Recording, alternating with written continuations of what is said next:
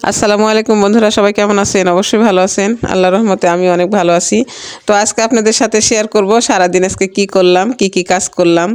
আসলে গ্রামের মেয়েরা, গ্রামের বধূরা কি কি কাজ করে, সংসারে কাজ করে শেষ করতে পারে না। সারাদিন কাজ করি, খাওয়ার সময় পায় না, তারপরও কাজ ফুরায় না। আসলে সংসারে কি এত কাজ থাকে, একটু বাইরে যাওয়ারও সময় পায় না, যে বাড়ি থেকে একটু এই বাড়ি ওই বাড়ি কি কারোর সাথে কথা বলবো 2 মিনিট সময় পায় না।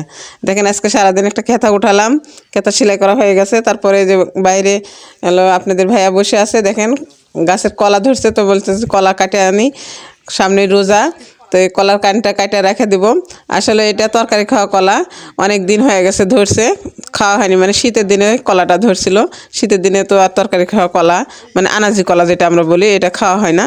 তাই খাওয়া হয় কিন্তু সিদ্ধ হয় না, এসেই অনেক কিছু খায় না, অনেকে, আমরাও খাই না। তাই কলার গাছটা কলাটা ছিল, তো ভাবলাম যে কলা সামনে রোজা আসতেছে, এই কলাটা রোজার মধ্যে খাবো, কারণ আনাজি কলা পাকলেও ভালো লাগে, অনেক মিষ্টি লাগে। এই জন্য আমরা রেখে দিয়েছিলাম, আজকে কাটবো। দেখেন বন্ধুরা কত সুন্দর হয়েছে কলাটা, পুরে একবারে পুক্ত হয়ে মনে করেন ফাইটা যাচ্ছে এমন অবস্থা। তারপরে আমরা রেখে দিয়েছিলাম যে কলাটা যত পুড়বে তত আরও মিষ্টি হবে।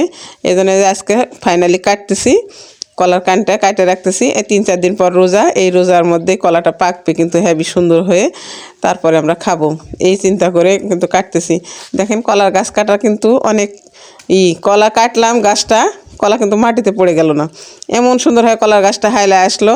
এই গাছটা কলাটা আমরা ধরে নিয়ে কাটে সুন্দর করে নিয়ে আসতেছি। কলার গাছ মনে হলো না যে কলার গাছটা মাটিতে পড়ে যাবে কাটলে, এরকম না, নিচ দিয়ে কাটলে কিন্তু কলার গাছটা মাটিতে পড়ে না, আর কলাটাও নষ্ট হয় না। দেখেন অনেকগুলা কলা, কিন্তু এতগুলা কলা প্রায় আমার 10 দিন চলে যাবে রোজার মধ্যে, ভালো লাগবে।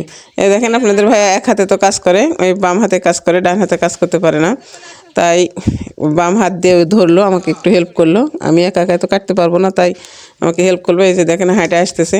আসলে এক পায়ের আর এক হাতের সমস্যা, তো কাজ কাম কিছুই করতে পারে না। বাড়িতে আমার সাথে যা খুশি তাই করে, বসে থাকে, একটু একটু কাজ করে, যেটা বলে সেটা করে, এরকম আর কি। তো দুজনা মিলে টুকটাক করে কাজ করি আর চলি। তো বলতেছে দেখো তো কয়টা কলা আছে, গণ তো কয়টা ছড়ি আর কি। ছড়ি গুনতে লেগে দেখতেছি 60টা ছড়ি আছে কলার, আর কলা গনি নাই, ছড়ি গুনলাম।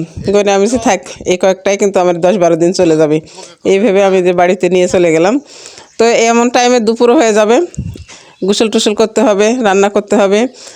এই জন্য আমি আবার গাছে সিম তুলতে চলে আসলাম। এই যে সিম উঠাচ্ছি, আমাদের গাছ কিন্তু আমি বেশিরভাগ, তো আপনারা জানেনই যে আমি বাড়িতে ক্ষেত করি আর এটাই খাই বেশিরভাগ, তরকারি কমই কিনি বাজারে। আমি নিজে তরকারি গাছ লাগায় সেই তরকারি তুলে আমি বেশি খাওয়া পছন্দ করি। আর এটাতে অনেক ভিটামিন, আমি সার পাওয়া আলাদাভাবে কিছুই দিই না, এইগুলোই খাই। এই যে দেখেন আজকে আমি সিম উঠাবো, এই সিম নিয়ে যায় রান্না করব। আসলে আজকে আমি সিম দিয়ে, ছোটো আলু দিয়ে, বেগুন দিয়ে চচ্চড়ি বানাবো দুপুরের খাবার। এটাই ছিল আজকের দিনের আমার কাজ কাম। তো বন্ধুরা সবাই ভালো থাকবেন, সুস্থ থাকবেন, সবাইকে খোদা হাফেজ।